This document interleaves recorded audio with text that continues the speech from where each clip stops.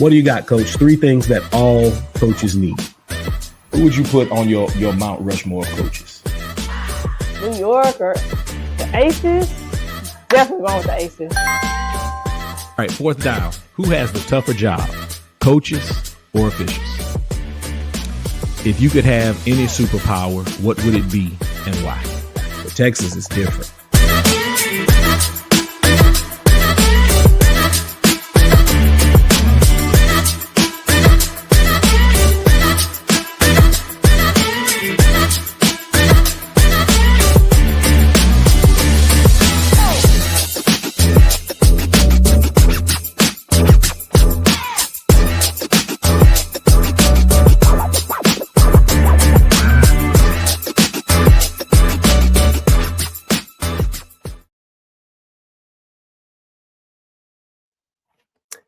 Ladies and gentlemen, welcome back to the Coaches Co-op, a masterclass in athletic leadership where coaches connect, grow, and share the grind. I'm your host. You know me as Coach P.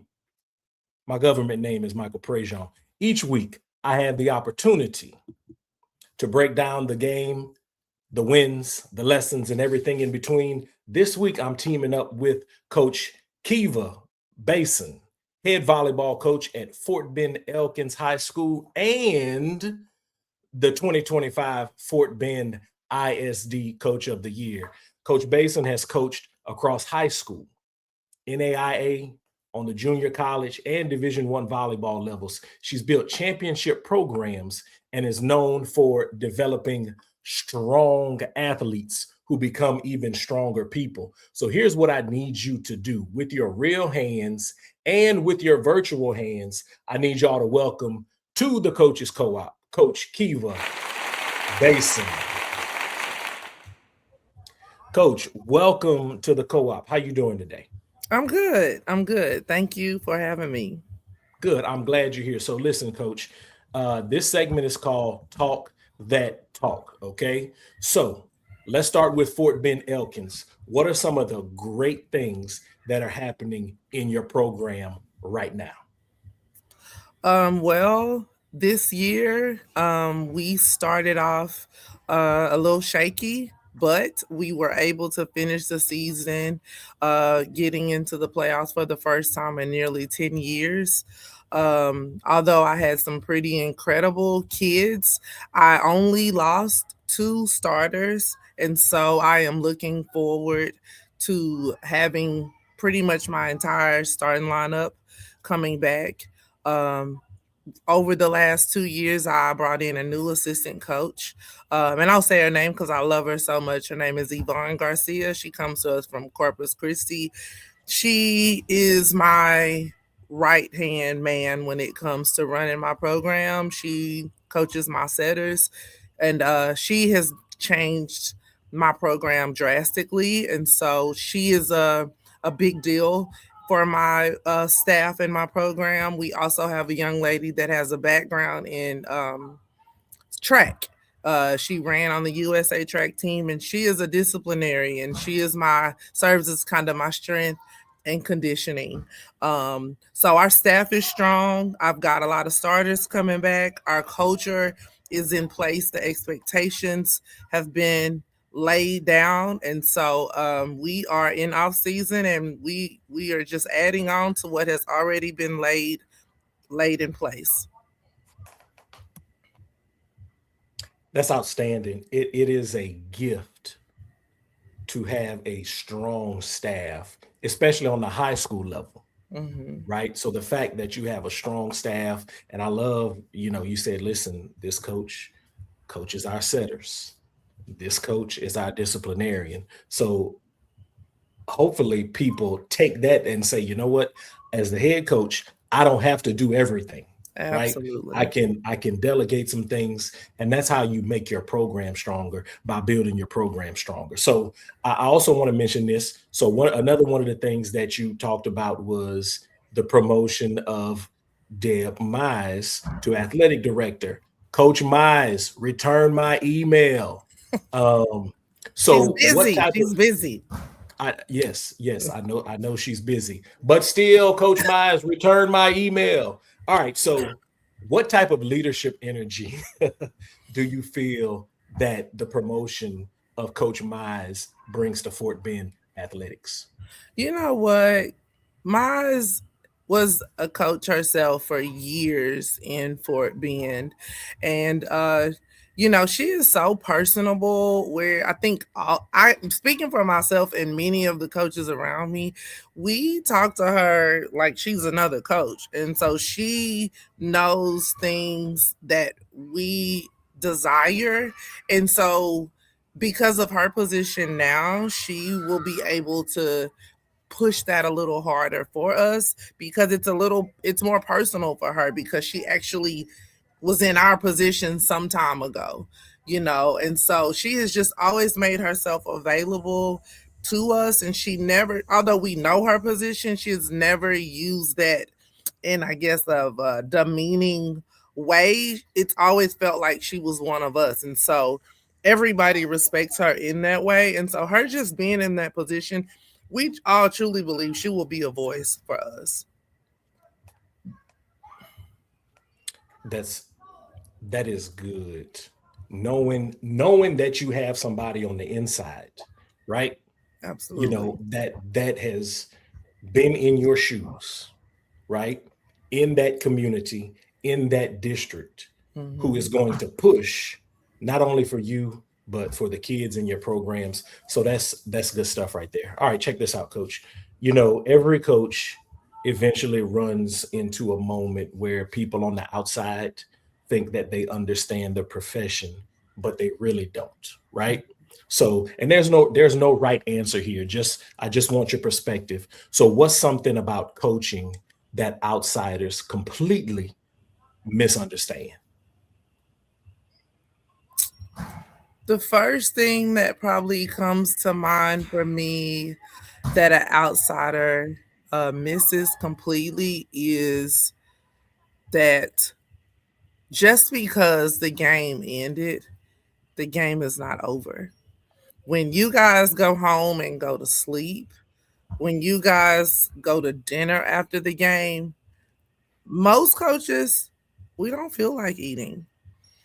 I don't sleep during the volleyball season. There are times where I go home and my children don't get the version of me that they deserve because I've given so much to your children, or I'm just exhausted, or I'm sad, or I'm getting ready for the next practice. Even if I win, now I want to win again, or if I lose, I'm trying to revisit why I lost, and I just think that people from the outside, they don't understand really the amount of time that we as coaches put into not only preparing your kid physically and putting together the X's and O's, but the things we deal with their children on a day-to-day basis, when they have breakups at school, when they fail a test, when they get into it with their best friend, or when you fuss at them before they get to school at 7:15 in the morning,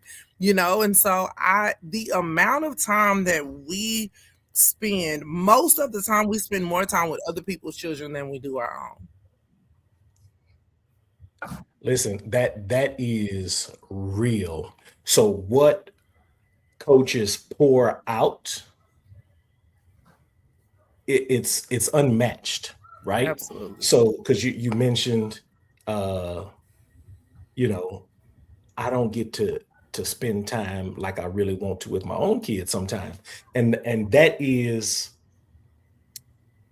what I'm not even gonna call it a sacrifice. It's just what coaches give. Absolutely. Right? It is a sacrifice, but oftentimes coaches get into the profession knowing what they have to give, right? And they continue to do it year in and year out because of what's at stake, Absolutely. right? You know what you need to pour into kids, right? So that's good stuff. A lot of people really, really don't understand that. But let's rewind. Let's kind of go back to when you got your first start, right? Coaching is a calling.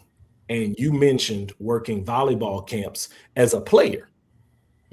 and you saw the impact that you had on kids early on. So do you remember one moment where a player or a parent said something that stuck with you? I do. Well, and when we speak of a calling, what most people don't know about me is that I grew up rodeoing. I bell raced for 18 years, and volleyball chose me. I just happened to be 6 foot. I happened to get good at volleyball, and I happened to get a volleyball scholarship. But I desired to be a professional bell racer. And so once I got into volleyball and I went to college, my mom did away with the horses and volleyball took over. And I ended up at Tyler Junior College. And my coach would have us work camps because we all know when you coach a sport, you tend to be better at playing it.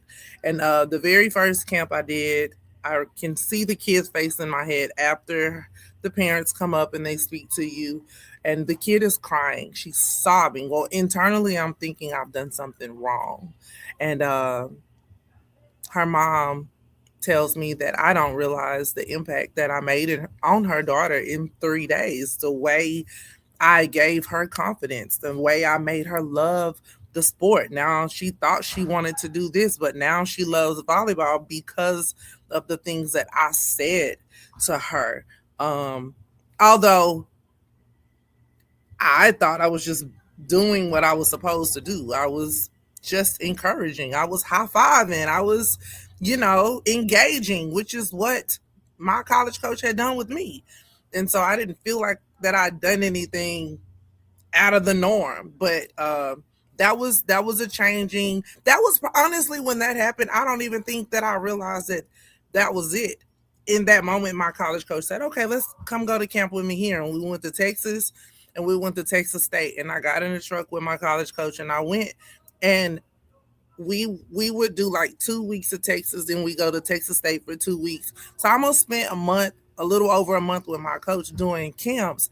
And after every camp, it became a pattern that after every camp, a parent and a kid were walking up to me in tears because they were so grateful for what I had done for their child. And in that moment, before that summer was over, I knew that this is what was made for me.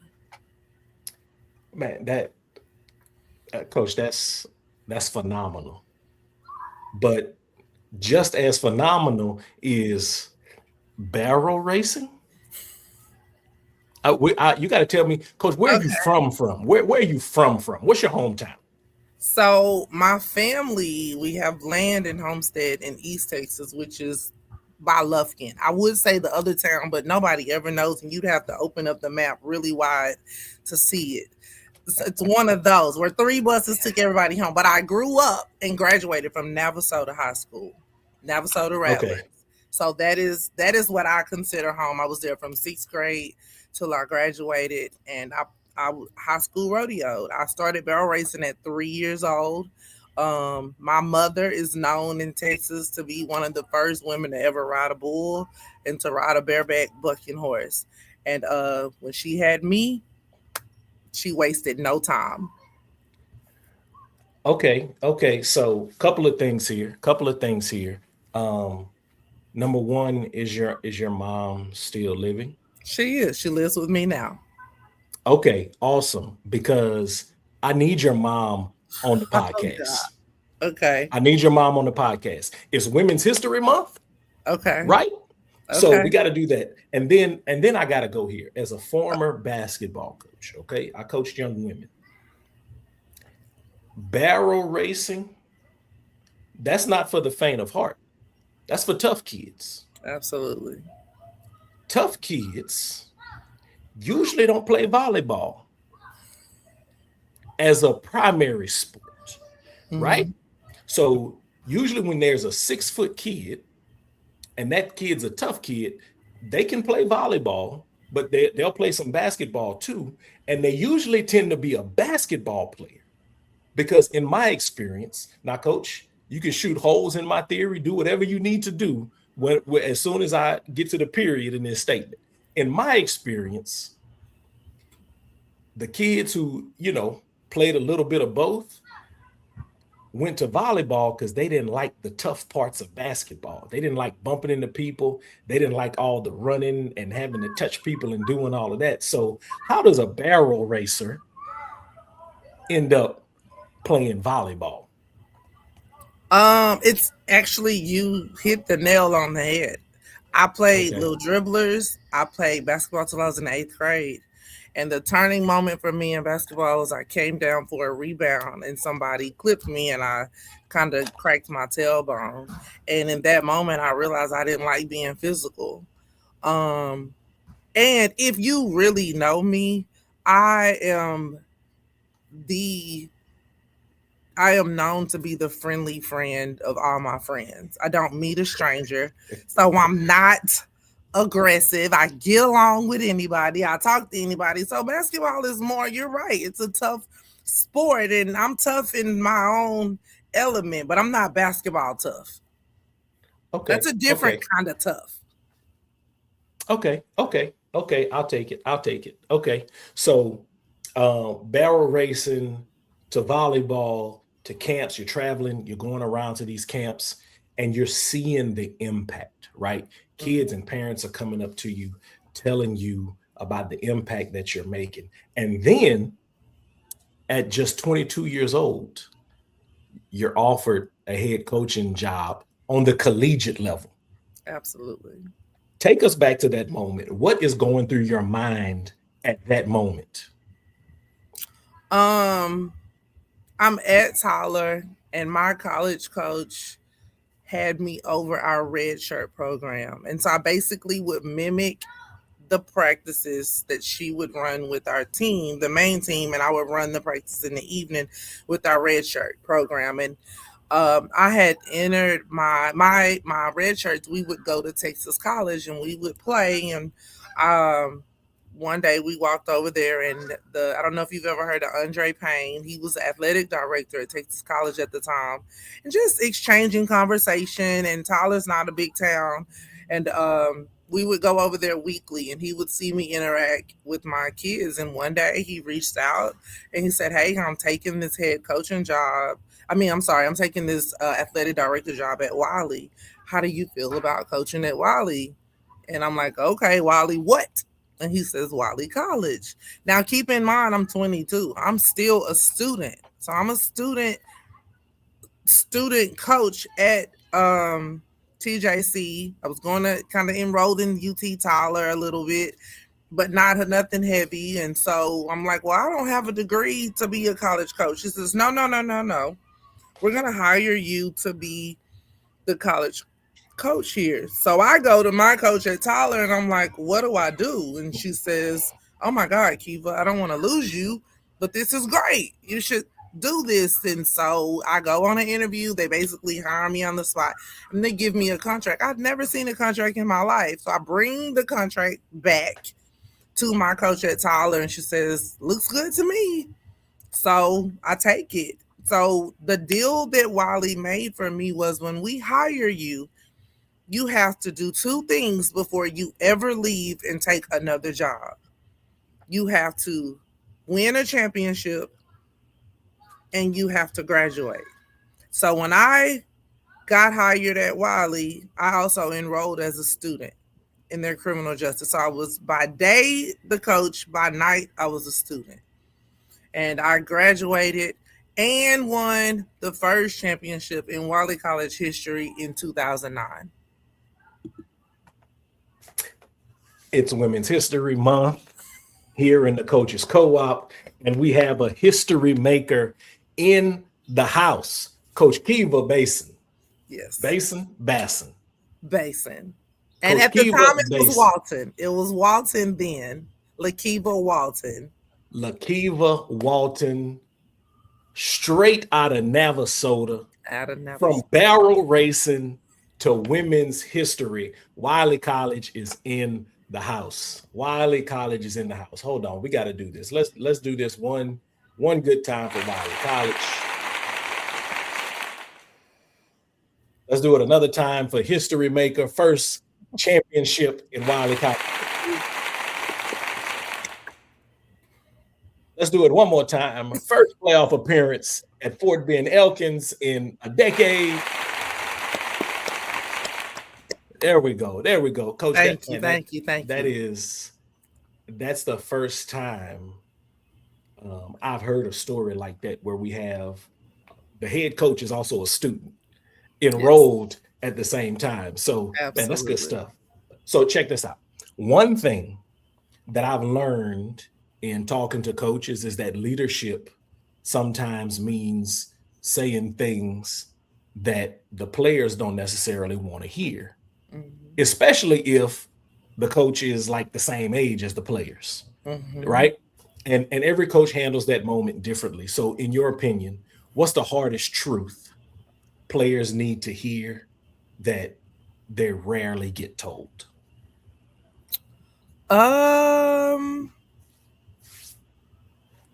Oh gosh. God, I say so much. I'm probably one of the most transparent people I know. Probably it's not so much about what you're telling them. Sometimes I think kids don't like when you tell them the truth. And I am very much so a person that I deal with it. I don't let things linger. And so it's from my experience, when they kind of want to give you some kickback, it's about, well, you didn't have to say that right then. And so my response is, but you did it right then.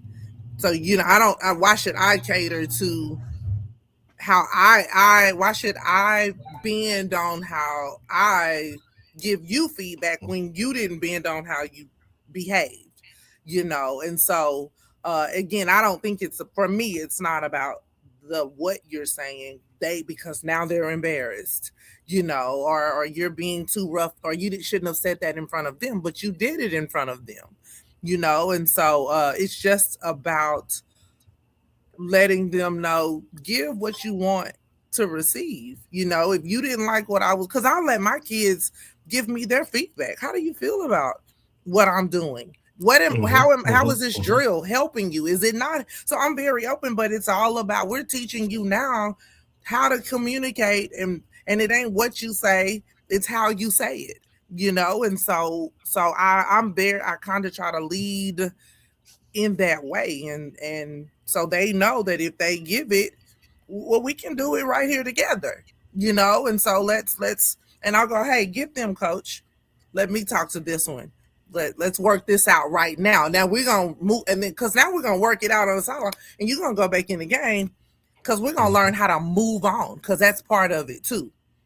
No love lost, not mad at you. You said what you said, I said what I said. Now let's go win this game together. That's good. That's a excellent perspective.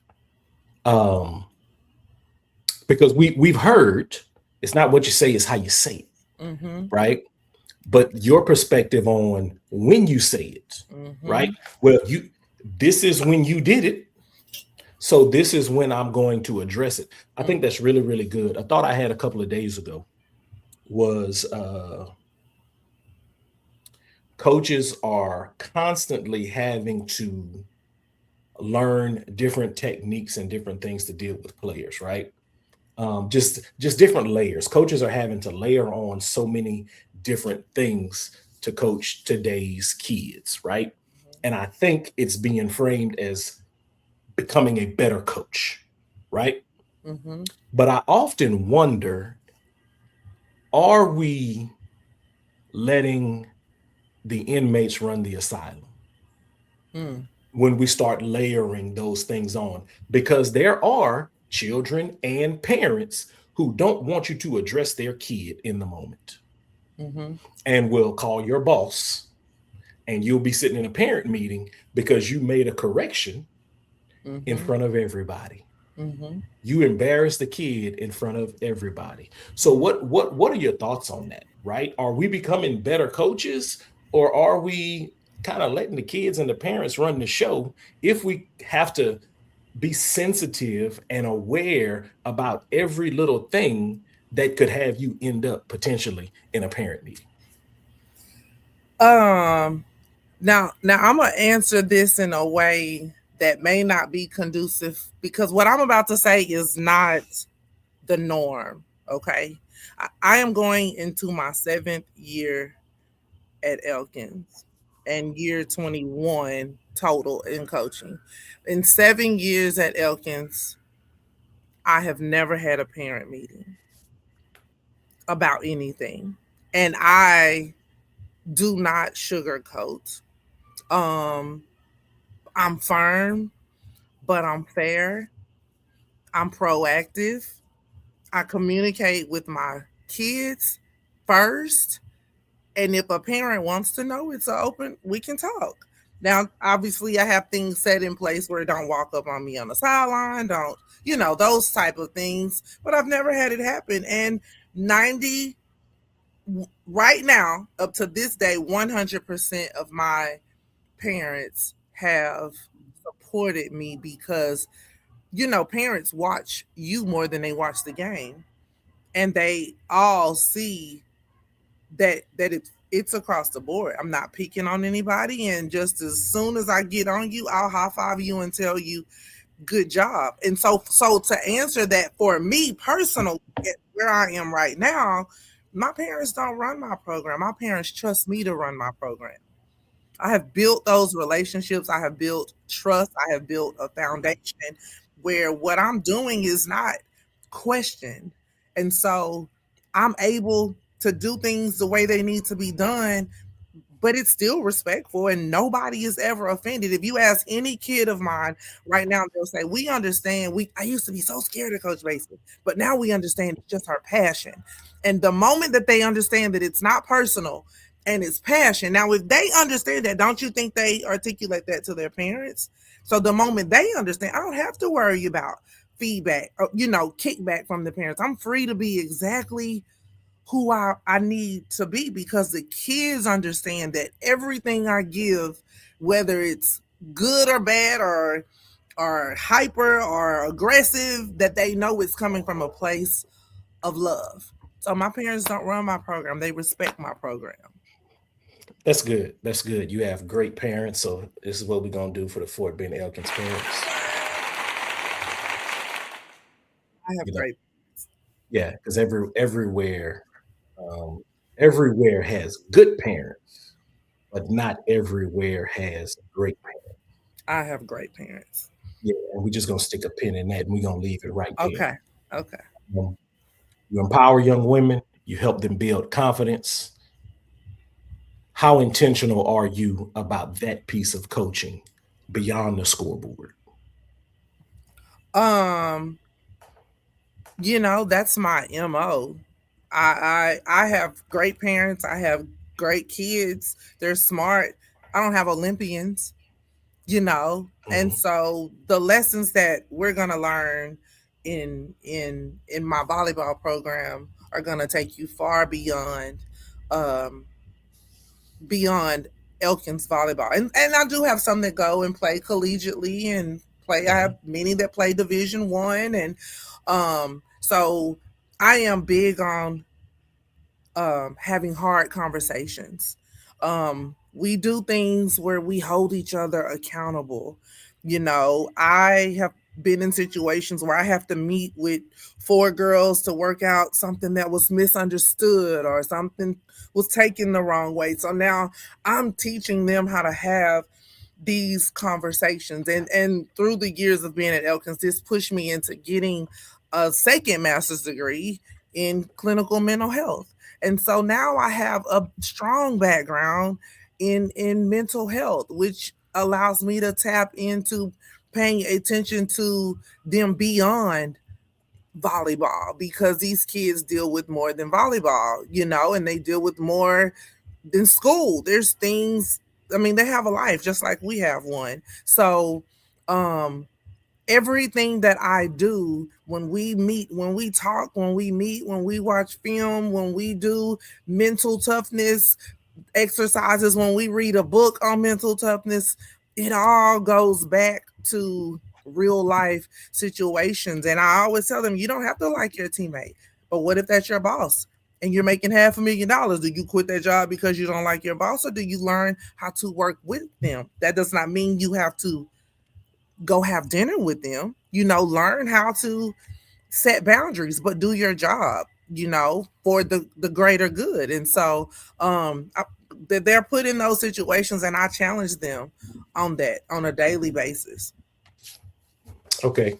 So you challenge them, you're building that mental toughness, that camaraderie, you're building skills that are transferable, right? Beyond the game. So let me ask you this. You're on the court, the kids are on the court. So you're teaching these things off the court. So when your team is going through a rough stretch, right? The other team is rallying, right? What usually breaks first? What do you see break first in your kids? Is it confidence, discipline, or trust? Probably their confidence. The team that I've had some very talented teams, and probably 2 years ago, I had a team that should have finished at the top of the district, the most talented team, but they hated each other. They couldn't get along. They couldn't communicate. This year, I had a team that was not nearly as talented as them, but they loved each other. And when I would walk in the huddle and say, "What are we doing?" and I would walk away, you would hear them saying, "You got this. Don't you worry." And so I knew that whatever I was pulling from them, they were pouring it right back into each other. And so no matter how ugly it got, there were times where I was in tears because I was frustrated, and they would consistently build each other, and so that's when I knew that I started getting my culture in the right place, when no matter how ugly it got, they started to pour. But their confidence naturally goes first, and it's not necessarily because I'm saying something, but my kids truly want, kids want to please, they want to please you. So they're mostly sad because they're trying to do what you're asking them, but they're just not being successful. And so I see the confidence go first, but this season was the first season I seen them just pour, and it didn't matter how, from the top player on the team to the one that never saw the court,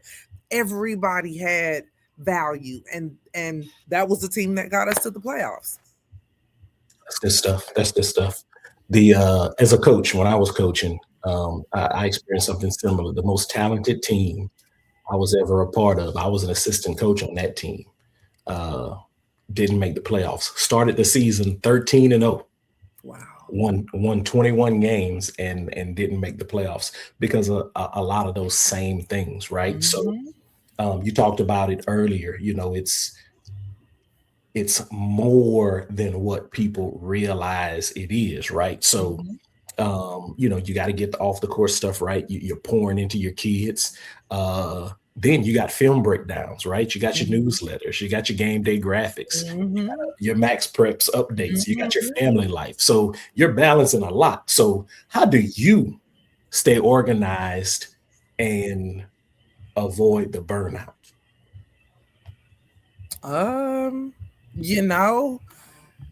Well, if you don't mind me saying, I'll say the first thing I know that it's a lot of what I am able to get through is one, by the grace of God. I have a very good support system. My husband, he's the head girls basketball coach at North Shore High School. And he needs to come on the podcast as well. I will put you in touch with him. Be the plug. Absolutely. And so with us having a coaching family, we are able to kind of lift that load off of each other when we're in season, because we understand, so we just get, like, you're watching film, you're making, like, all the things you listed. And so when I need time, I have, like, right now I'm on a girls trip. I'm hanging out with my friends, and he has probably called me once in 3 days because you said you needed a break. Take your break. And so that's how I stay. I can keep going. Not to mention, again, my staff. I can delegate and I can trust that they're going to do the things that I asked them to do. But I always ensure them that, trust me, if I'm asking you to do something here, I'm doing something here. And so I've just kind of gotten out of the place of trying to do all of it. But I try to put my coaches in positions where they can do the things that they're good at, where I know they can be successful. And that way I can trust that they're doing it and I don't have to go behind them and do it again. That's good. That's good. I'm listen, first of all, you can come on here and talk about God as much as you want to. Thank right? you. So listen. If you wanted to get up and go run back there in the woods behind you, because God has been that good to you, Absolutely. I just wait for it to come back. I probably would look and see if I could upload some shouting music, for when you came back.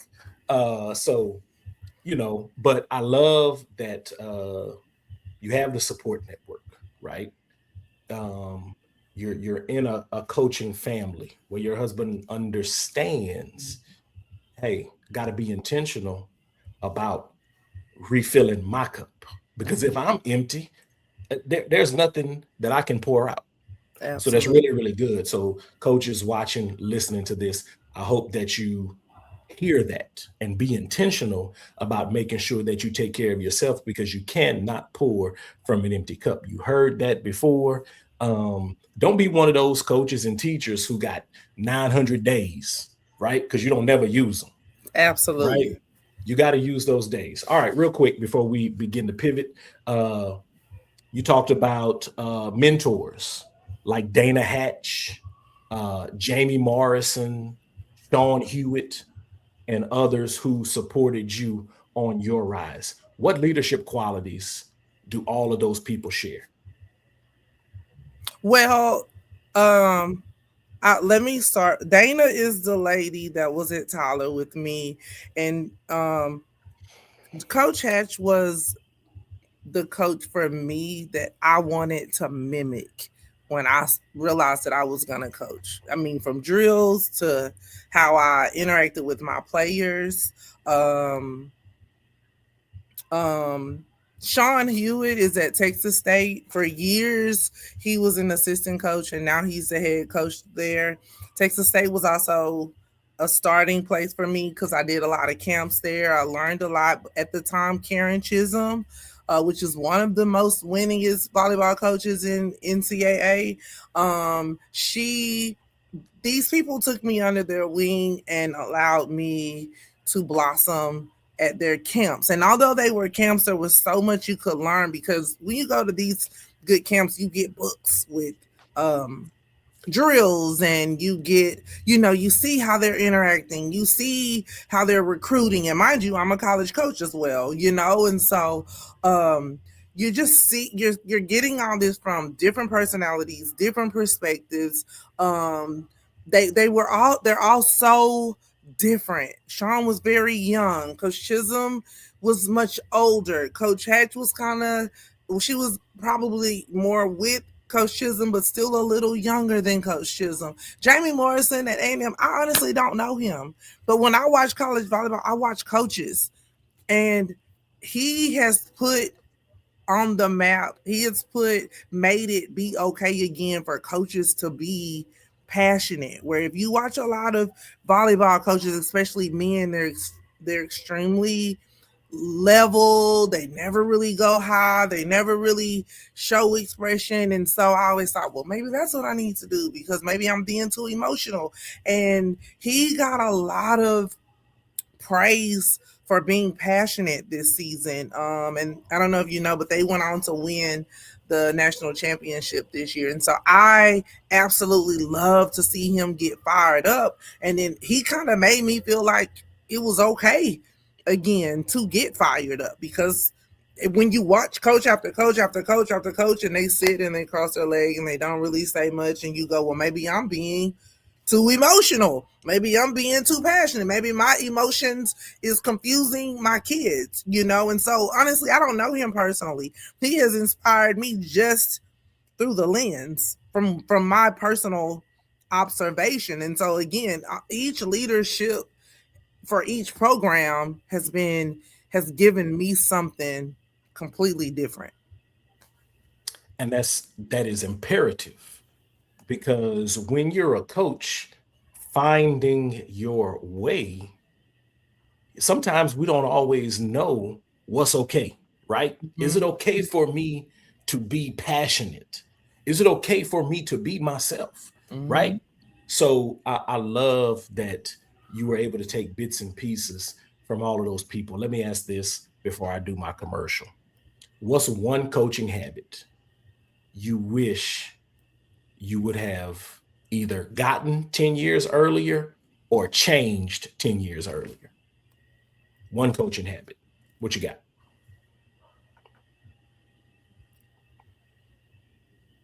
Probably I wish that I would have gotten earlier to be able to have a little more control of my emotions. I'm a Cancer, I'm emotional.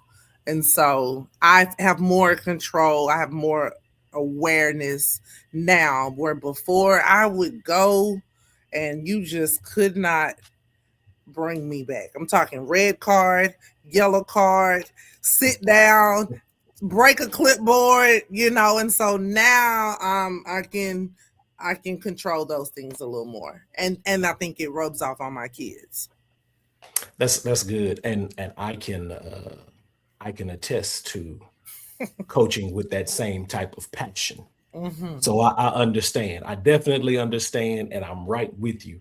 I wish I could have kind of reined some of that in a little bit later. Later in my career, I would just look at my assistants and say, "Hey, I'm about to get a T right here. I'm gonna go ahead and get this technical file real quick." Yeah, So, all right, absolutely. listen. Let me go ahead and do my commercial right here. Let me do my Okay. commercial. Okay. We'll get back to the conversation in a second, but here at the Coaches Co-op, we're all about building championship level systems on and off the court. This episode is brought to you by The Path for Coaches, because iron sharpens iron and real growth happens when coaches support coaches. If you're looking to level up your team culture, fine tune your playbook, or just stay motivated through the grind, check out The Path for Coaches. You can find The Path for Coaches at Amazon.com, or you can send me a direct message on IG at podcast_with_Prejean. Unlock the power of mentoring. Discover ways to be a good mentor and find good mentors with The Path for Coaches, Volume 1, Mentoring.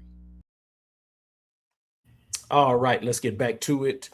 We are in the Coaches Co-op, the go-to podcast for coaches looking to elevate their leadership, culture building, and team success. We are in the game with Coach LaKyva Bason of Fort Bend Elkins. Coach, earlier in the episode, you talked about one of the hardest parts of coaching that people outside the profession don't understand. So let's hit the flip side. On the flip side, what's the easiest or most natural part of the job for you? Um, I am extra. And by that, what I mean is I am known. I'm the coach that everybody knows their kids are gonna get the best of the best. We go to an overnight tournament in Austin. We don't ride a bus. We ride a Mercedes Sprinter. I'm the coach that when we have our banquets, um, when we have our banquets, we get venues. I have decorators. We get caterers. We have themes. Our banquet this year was a Bridgerton theme. We had a Hollywood theme. I'm the coach that senior nights are everything is extravagant. And so that's easy for me because again, I don't have Olympians. I'm about creating an experience. I have a lock-in every year and we play games, we eat, we bond, they learn the school song, we dance, we decorate our locker room. So I'm going to create an experience. So when my kids are done, maybe we never won a district championship, but they had a great experience, and that is something that they can take with them. And so that is easy for me because I am a giver. I love to see them enjoying those moments. That's good because that's creating memories right there. So I just want to challenge every coach out there. I know y'all ain't went nowhere in the sprinter. I know it. I know it. I know it. So I'm gonna just tell you right now, you need to step your game up, coaches, It's not that basketball hard. coaches, volleyball coaches, track and field coaches, whatever it is that you coaching. Come on, man. The Bridgerton theme, was that for the banquet? It was for the banquet. We went to a farm. I rented out a farm, a ranch, and it was floral. It was tents. I had a friend come in and she made mocktails, and yeah, it's a whole. It was, we were decked out in our. It's a theme. It's a whole thing for us. Let me join the Elkins Booster Club. Let me join the Elkins Volleyball Booster Club. How much is it to get a membership? I don't know. We have parents take over our, the way they do our booster is the Is it all parents sports? run it. It's all sports, but Okay. you have parent representatives for each sport. So I don't really. Okay. Again, that's how I keep myself from being overloaded. I trust the Yeah. parent. Do it when I need money. Send it over. Man, I need to come to the banquet next year. Let me I get will get you an invitation. let me get my life in order. Okay, who's got the harder job? Coaches or volleyball coaches or volleyball officials? For sure, officials. Mm, For sure, officials.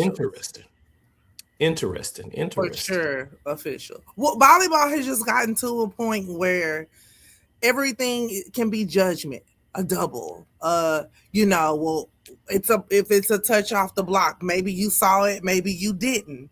And what I saw, maybe you did. There's a line. Did it touch the Yeah. line? Did it not? And so, everything. The officials for sure. Like, only, again, my program is a great program, so I don't have parents yelling at me, but them parents will yell at those officials.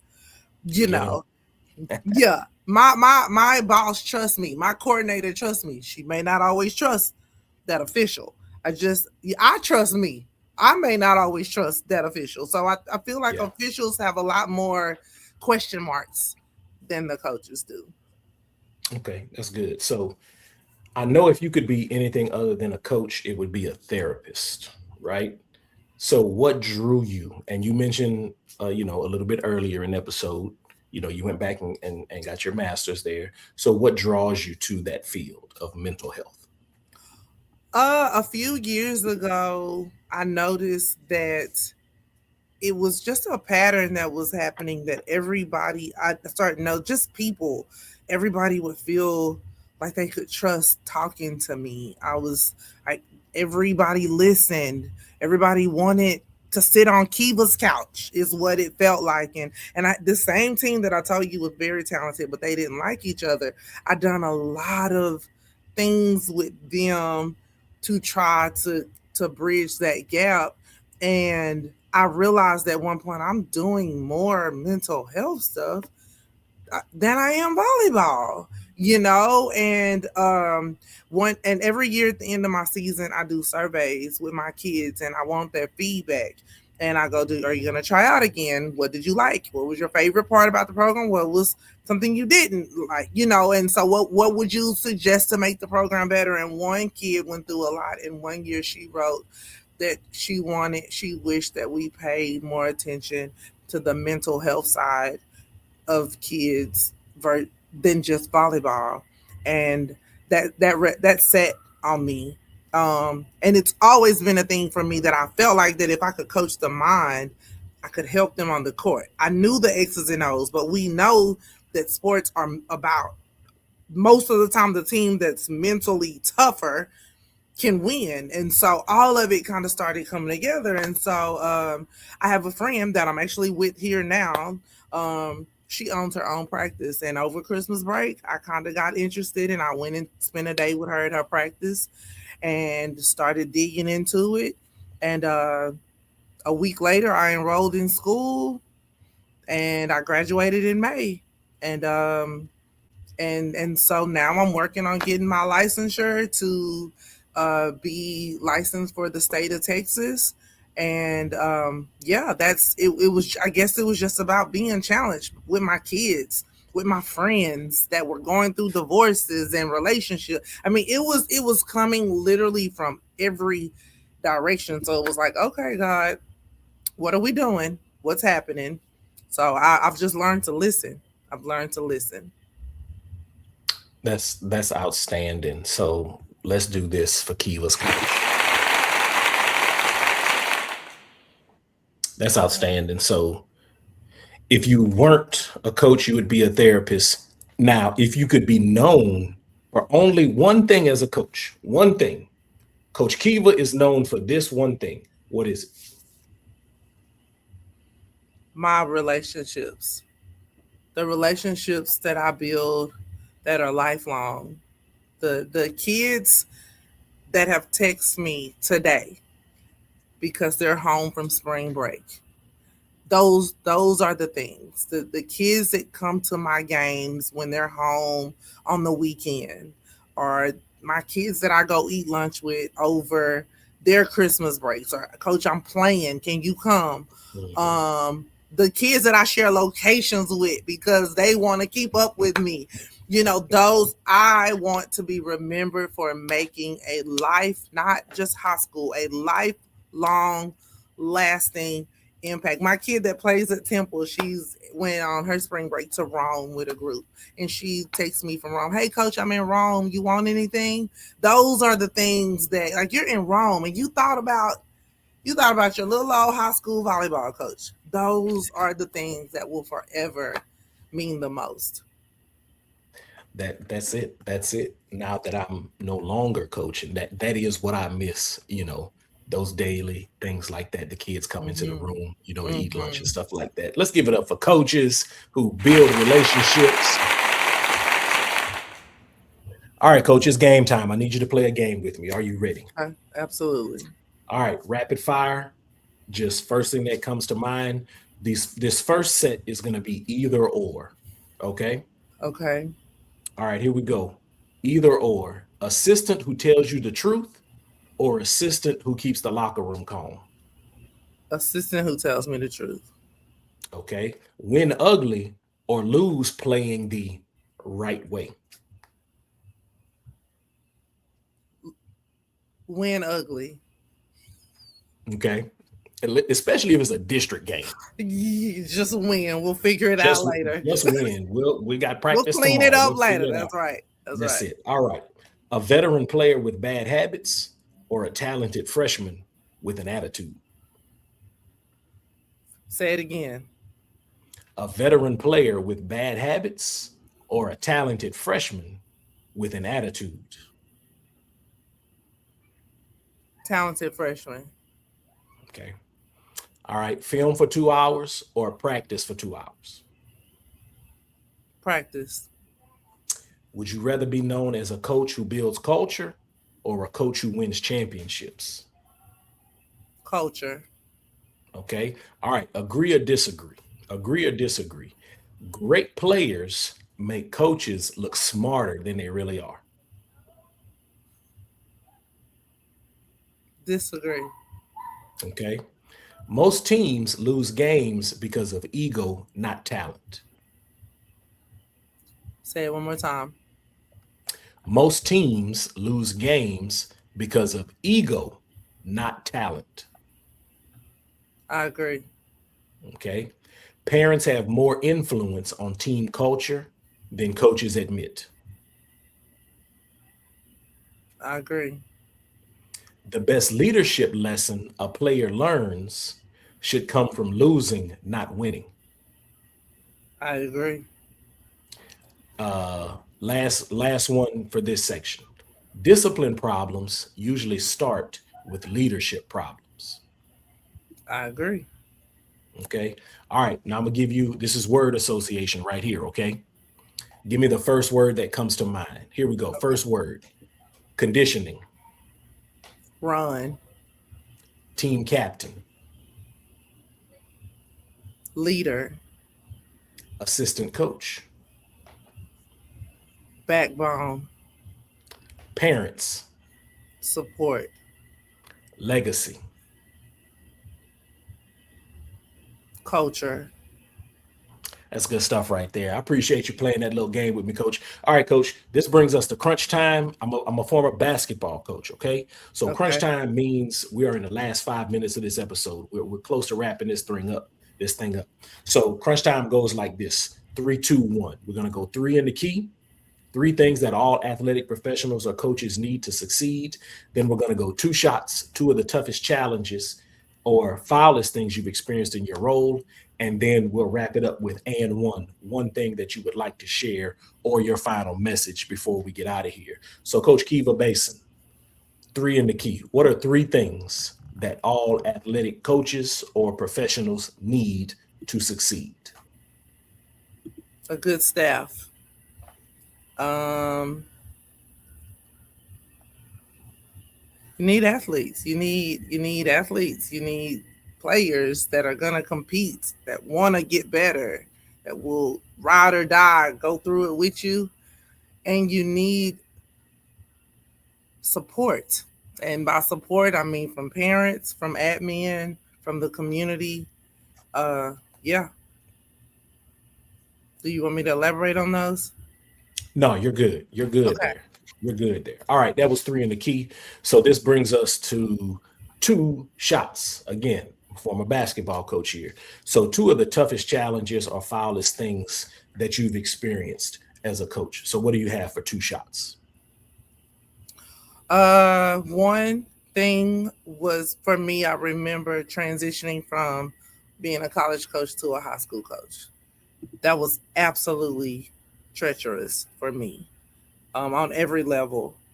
Honestly, the second thing would have been once I became a mother. My heart only wanted to be a mother, and I didn't think that I would have it in me to coach anymore. And so that was hard to be gone the amount of time that I had to be gone when I had two children under 2.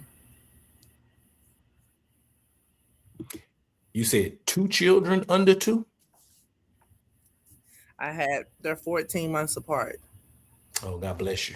They were back. There's 8 and 9. Yep. Okay.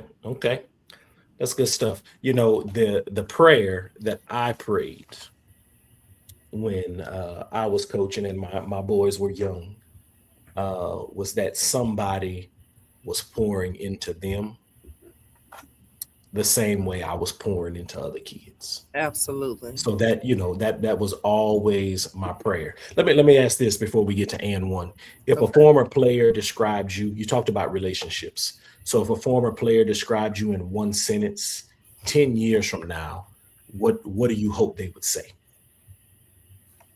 What I hear most is I'm like a second mother to them. That's what I hear most. I get that all the time. I'm like a second mother to them. Their mothers say it. You're the other mother, and that sits a lot with me when a mother tells you you're like the other, because mothers don't want to give up that to anybody, right? You know, right. So when a mother calls me and says, "Can you talk to her?" You're the second mother to her. She'll listen to you. I know that is real. That's good. That's good. That means the village is functioning Absolutely. the way the village is supposed to function. All right, Coach, this brings us to the very last thing. This is and one thing, one final message that you want to share with our watchers or listeners before we get out of here. What do you have for us, Coach? My final message would probably be to surround yourself with people that can help you when it gets tough, that will pour into you when you are empty. And as long to keep in mind that as long as you always know that you're doing things the right way, it doesn't matter what anybody else says. I don't worry about who questions what I'm doing or how I'm doing it, because my girls understand me and I understand me. And most importantly, God knows my heart, and he knows why I'm doing things the way that I'm doing them. And so if we're doing things and being intentional on doing things the right way, and we truly, and they may not always be right, but if we're doing them in a way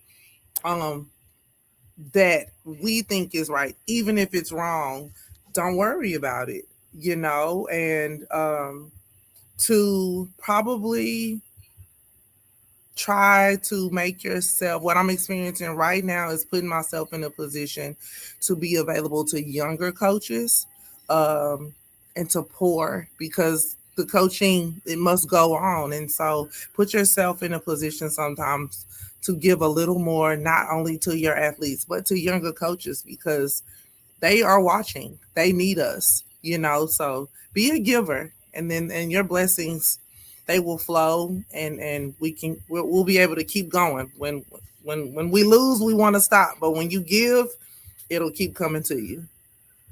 That's good. That's good stuff right there. The game always needs more mentors. Listen, everybody, thank you for joining us here on the Coaches Co-op. Big thanks to Coach LaKyva Bason for sharing her journey and her wisdom. If you are walking away with new insight or energy for yourself, for your team, or your program, then we did our job. If you enjoyed this conversation, I need you to hit that like button, subscribe, follow for more insights from top athletic professionals. Leave us a 5-star review. If you're listening on iTunes, your ratings and reviews help other coaches find us here in the co-op. Share the show with a coach who needs to hear this wisdom. Help us grow the Coaches Co-op community, where coaches do what most people can't. Stay ready so you don't have to get ready. Coach Bason, I'm going to get us out of here, but hang back with me just for 1 second. Listen, For Coach Bason, my name is Coach P. We'll see y'all next time in the co-op.